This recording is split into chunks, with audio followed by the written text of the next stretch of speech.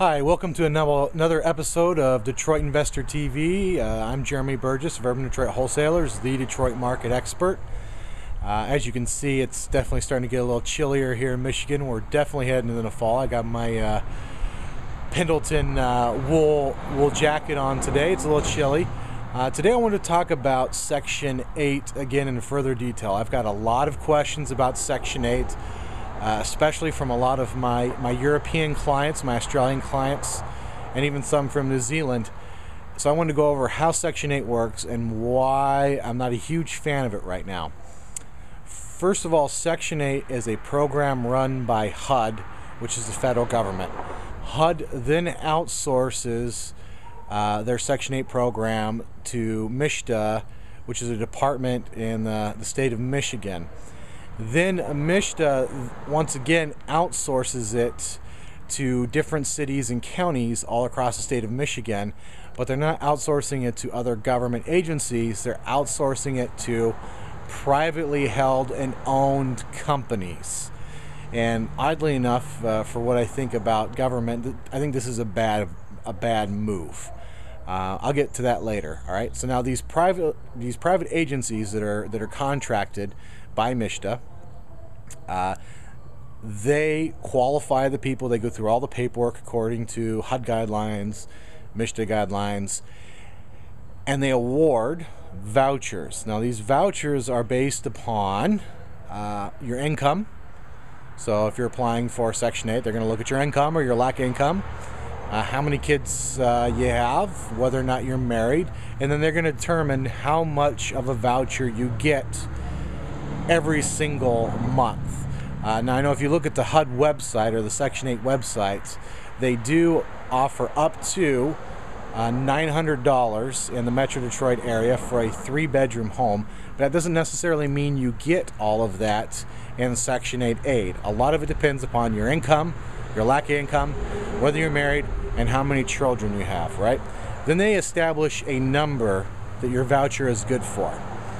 And this is where the uniquely American way of assistance is: you get a voucher, then you get to go choose where you want to live. Now, most of these vouchers are not full vouchers anymore.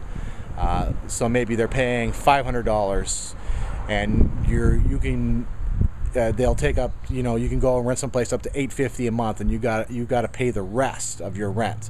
But what's uniquely American is you get the voucher, then you get to go choose where you want to live. And why is this so important is I hear investors, I talk to them, and they're going and buying these crap houses.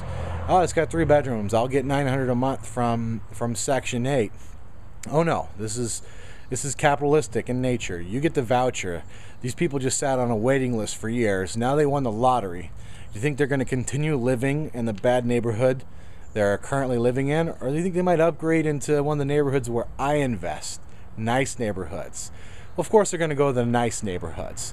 So I just want to clear that up. It's not, hey, I have a 3-bedroom, somebody will immediately move into it. The voucher, the person who qualifies for the voucher, they can take that voucher anywhere for wherever they qualified for Section 8. Now let's go over some of the problems we're having with Section 8 right now. There's been budget cuts, serious budget cuts by the federal government, which then goes down to the state of Michigan. The state of Michigan had serious budget cuts. So right now they are cutting almost every single voucher. And the process to get qualified for these vouchers it is becoming more difficult and more challenging. It's taking a long time. The state of Michigan has a serious budget shortfall, and they're making it up by cutting these programs. So I've had, in the last month alone, I've had people who are previously approved for $600, $700 a month voucher, and they got to come up with the additional to hit the $850, reduced down to $300. We even had one case I think I covered in our first episode where Section 8 went retroactive 3 months and penalized the investor. All of this is leading to problems with the tenants paying their portion of the rent. Now, as you're aware, when they don't pay their portion of the rent, your return dramatically drops. So if you're getting $850 in rent, they were previously approved for $700, so they only have to come up with an extra $150 a month. But then their voucher gets cut to $300. Now they have to come up with $550 a month. How successful do you think that tenant's going to be? Also, I want to cover briefly here the private agencies that are handling the MISHDA program for Section 8 from HUD, from the federal for the federal program for HUD.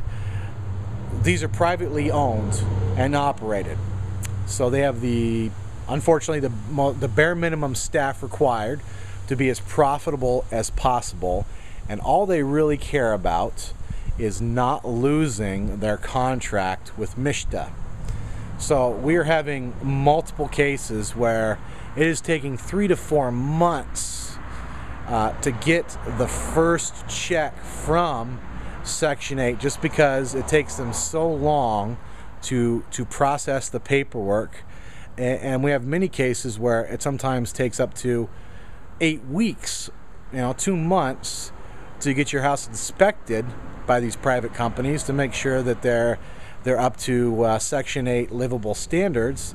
All of this delays you getting a return on your investment, and it greatly aggravates the amount of work you have to do and the aggravation you have in trying to get them to do what they said they're going to do. And in that one case, they went retroactive.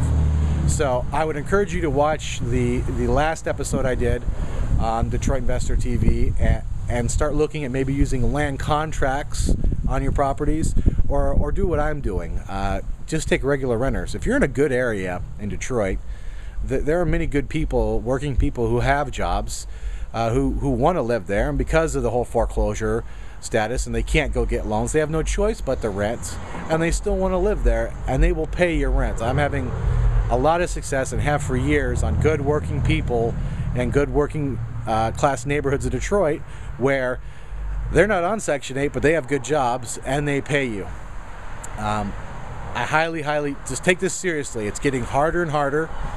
I know many of my clients are not very happy with Section 8 right now, so I'm encouraging you all to at least think about some of the other alternatives now that you understand better how Section 8 works and what's going right and what's going wrong with it. Once again, this is Jeremy Burgess from Urban Detroit Wholesalers, your Detroit market expert, and thanks for watching this episode of Detroit Investor TV. You have a good one.